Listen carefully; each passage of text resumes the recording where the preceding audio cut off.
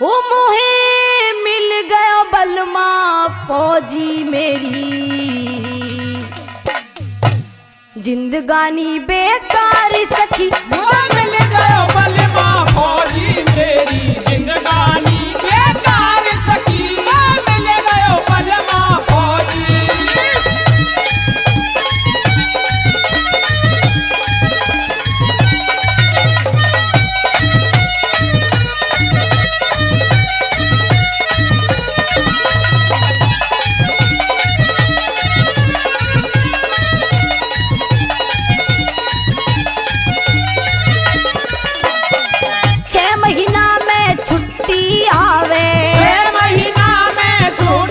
जावे 10 दिन रहे छोड़ फिर जावे।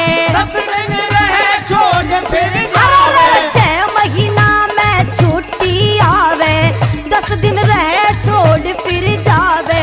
तरस नहीं जो बन को लावे, आ रही अजब बहार सखी। वो मिल गयो बलमा फौजी मेरी, जिंदगानी बेकार सखी। वो मिल गयो बलमा फौजी।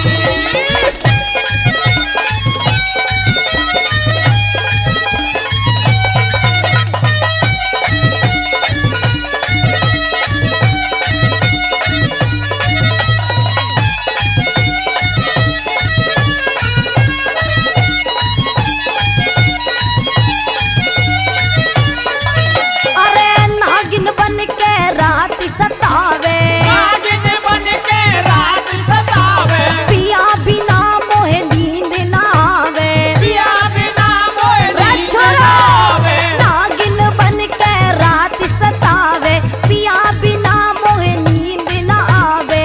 सोनी सेज उड़ उड़ के खावे, नैनन से बहदारी सखी। वो मिल गयो बलमा फौजी मेरी, जिंदगानी बेकार सखी। वो मिल गयो बलमा फौजी।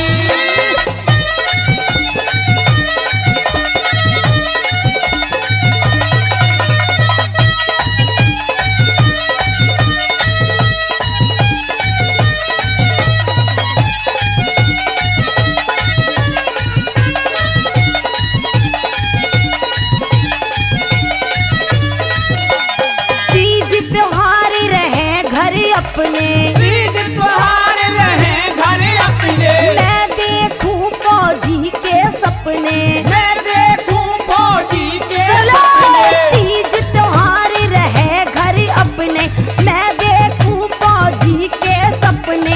नाम बैठ के लग जाऊं जपने, कब आवे घर यार सखी। वो मिल गयो बलमा फौजी मेरी, जिंदगानी बेकार सखी। वो मिल गयो बलमा फौजी मेरी, जिंदगानी बेकार सखी। वो मिल गयो बलमा फौजी।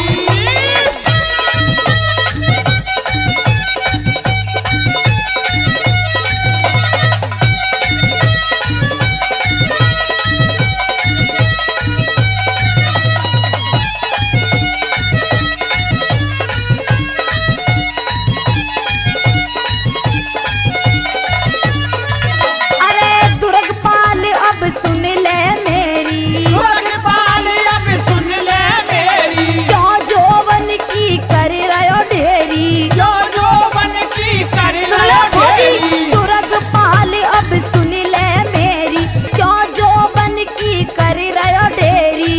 आजा नहीं तो साची कहरी, छोड़